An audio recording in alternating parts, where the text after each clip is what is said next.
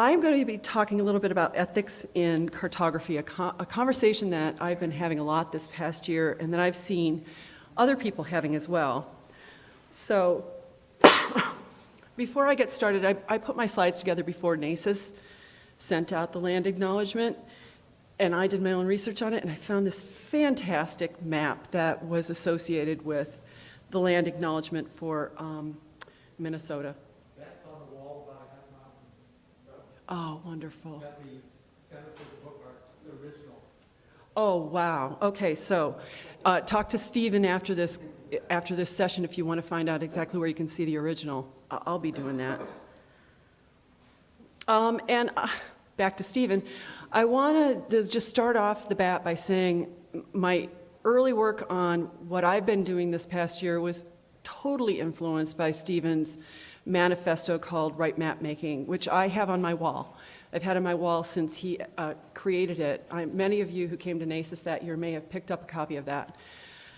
It is beautiful, eloquent, poetic, and nothing like what I did. But it's got beautiful phrases like, "Thou shalt not map that which should not be mapped." And so when you read this beautiful piece of poetry, I think you'll be as inspired as I was. But I was working on a piece that was then written for an ArcGIS blog, and I was working with a couple of other cartographers from Esri, including my manager's manager, Clint Brown, and Alan Carroll, who used to work for National Geographic, but now is the head of our Story Maps team. And we were trying to articulate some guiding principles for map makers that would allow them to sort of gauge ethical activity within their workspace.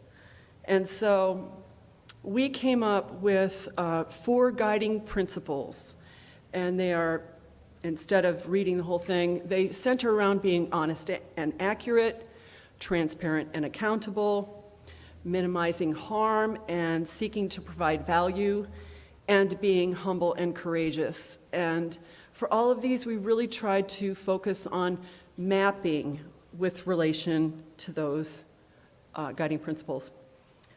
And if you look at the 2 sets of guiding principles, given that I was very influenced by Stephen's work, I think still there were a couple things that were in common that are worth pointing out, which is that neither was trying to be a code of ethics, I think. Stephen will correct me if I'm wrong. I think they were meant to be guiding principles, shared guiding principles, principles that we could agree on, maybe we don't even agree on, but that could help us to recognize ethical actions and remind us to act ethically. Both of them focus on map making. The realm of cartography is really huge. There's business aspects, there's archival aspects, there's historical aspects, but both of these really focus on the process and products of map making.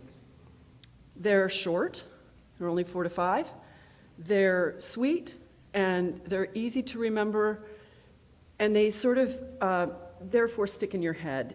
And I think that's really important when you're trying to help people to remember some guiding principles, like, for example, thou shalt not cause harm, for example. And unlike a code of ethics, these are shared principles. They're not they are kind of a call for principles of conduct, but a code of ethics would be pursuant to a particular organization. It could be a company, it could be an association like this. They're meant to guide decision-making and behavior. They are helping people to make ethical choices within the scope of their work, and oftentimes professional integrity is the cornerstone of the association's work or products or conduct, and that leads to the ability for that organization to have credibility. So then the members of the organization subscribe to or adopt the code of ethics. They dedicate themselves to ethical behavior, and those become the organization's declared principles and standards of practice. It's generally a formal document in the form of a formal document, and it's not just, this is our understanding, but it's published for people to refer to, and people can find that pretty easily. It's not the same as a code of conduct, which you will have seen if you read what you were supposed to read when you were coming to this conference, which was review our code of conduct, and which is it's a guide to actions instead of judgment. And sometimes you'll find that organizations will have a code of conduct, but they won't have necessarily a code of ethics. And that's fine. They're two different things. So I did a little research, and I looked specifically for a cartography code of ethics and found that no one had one except for the British Cartographic Society.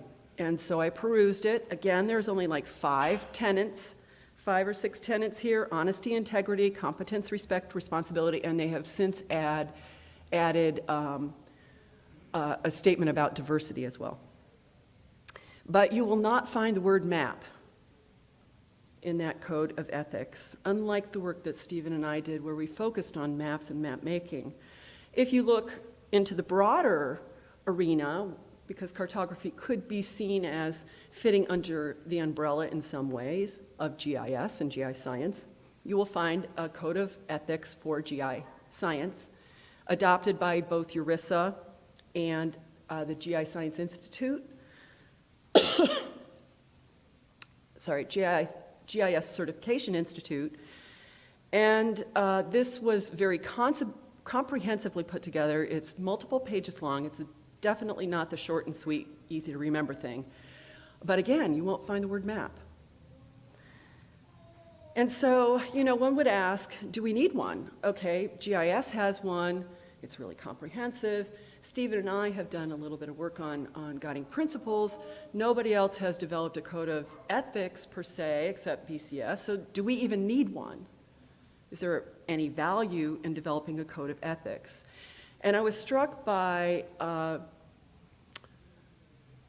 the acceptance speech of Alan McEachran when he won the ICA, International Cartographic Association, Karl Mannerfeld Gold Medal, and he was saying, this is the current situation in the world. We are finding that maps are central to our decision making. We are finding that maps are ubiquitous, and that they're ubiquitous for certain reasons. For example, map-making tools are also ubiquitous. They're widely available, and they're often free. And I think at this point, this was a comment that was made at the Esri user conference last summer, and it was a challenge to Jack Dangerman, the president or owner of our company, where he was asked, you're giving people this strong, really powerful software, you're giving them the data, you're often making it free, everything free. Do you feel any responsibility to make sure that people do the right thing with that data and with that software? And he said, yes, I do. And so that was the impetus for us to try and work on this code of ethics. Maps are still seen as authoritative information sources right now, despite the fact that misinformation and disinformation has eroded the authority of many other sources of authoritative information.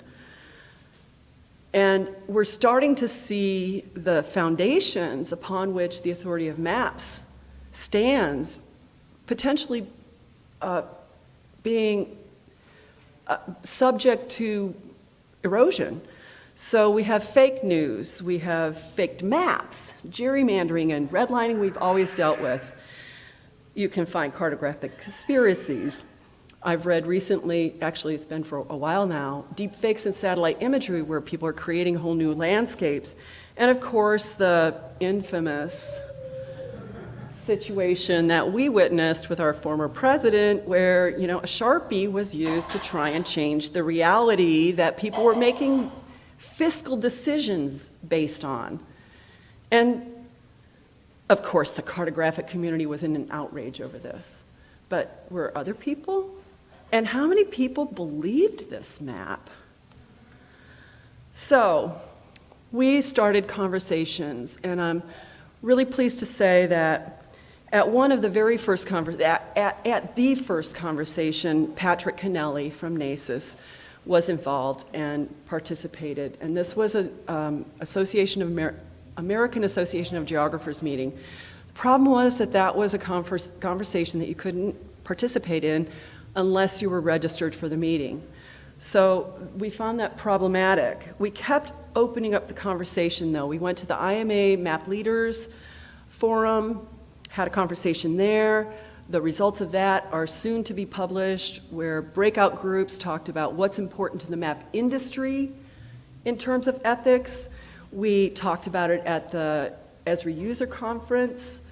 We talked about it just recently at Eurocarto.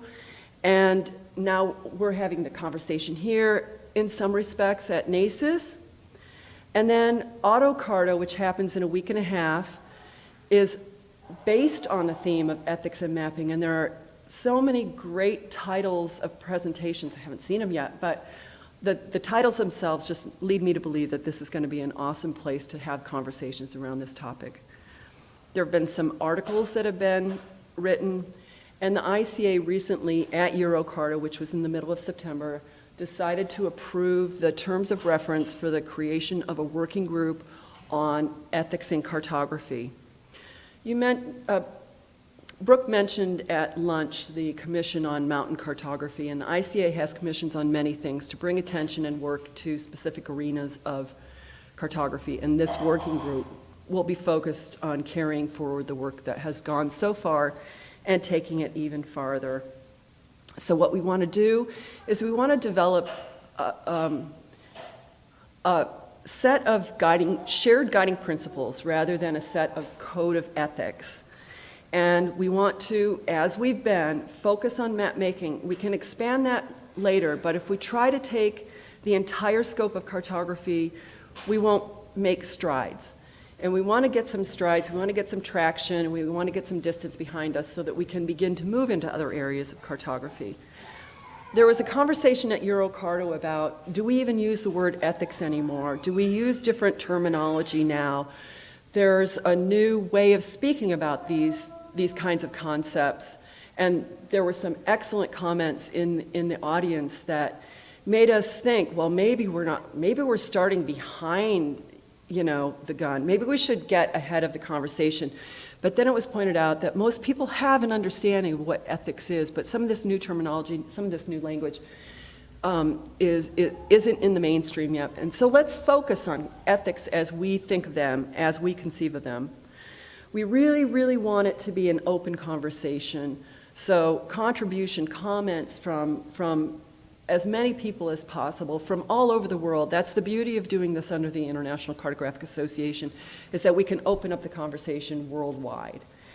And also, the International Cartographic Association, in some ways, could be an umbrella for the national cartographic societies to be able to contribute as well. In the United States, we're unique because we have two national cartographic societies, and one of them is the national member to ICA, and that's CAGIS, the Cartography and Geographic Information Society. But CAGIS would certainly not want to be the voice of American cartography. The NACIS community, I hope, will pipe up and participate and engage in that conversation as well. And in fact, I mentioned those comments that were made about ethics at Eurocarto, and some of those were our youngest members of the cartographic community from our recently graduated students, and they were from the United States, and you will find them here at NACIS. What I think we need to do in terms of actionable sequences to this work is that we need to create a repository where things can be collected and shared, and we need to create a communication space. And so that will be done through the ICA website. And we'll try and engage the conversation, but we'll also start collecting things. And I think one of the most important things that we can collect are case studies that will allow people to understand what are issues that revolve around ethics. And I'm really thrilled to know that there's already a resource out there that we can turn to, and that is Penn State University's online class in ethics. And it's GIS ethics, but it's run by David DiBiase, so we know he's not going to forget maps. And I'm signing up for that for the next time that it's offered, which unfortunately was offered in the fall. So I'll be signing up for the summer class there because I want to learn as much as I can. But in the meantime, we'll be collecting other case studies, articles, blog posts, white papers, anything we can find that relates to this topic, trying to coordinate it on the ICA website, but also give it some structure and an ability to peruse and browse and connect things and find pathways. We want to provide some teaching resources because obviously, and self-learning resources, because some of us, and I'll say it's me too, we're behind the 8 ball here. That wasn't part of the curriculum when I was being taught about cartography, and it wasn't even part of the curriculum when I was taught about GIS or geography. So how do I teach myself about some of these concepts? How do I understand how to approach them? What are my opportunities for making decisions? How do I gauge my results? And so we'll be pulling those things together. We'll be looking for the community to also help pull those things together. And then, as I mentioned, the ICA working group, which could potentially, we'll see how it goes, could potentially turn into a commission on cartographic ethics at the next International Cartographic Association conference, which I told you at lunch, is being held in August in Cape Town next year. So that's where we are, and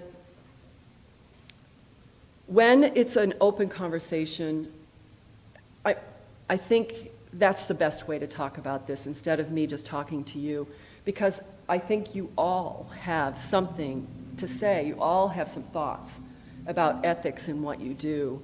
And I think it's really important to hear those thoughts and share those thoughts and get some perspectives outside of our own perspectives. So if you don't want to talk to me here, you can contact me by email. I'm also on social media, but I didn't put them up here because I would really like to focus directly with you through email if that's possible. So questions or comments? Let me ask if you have any now.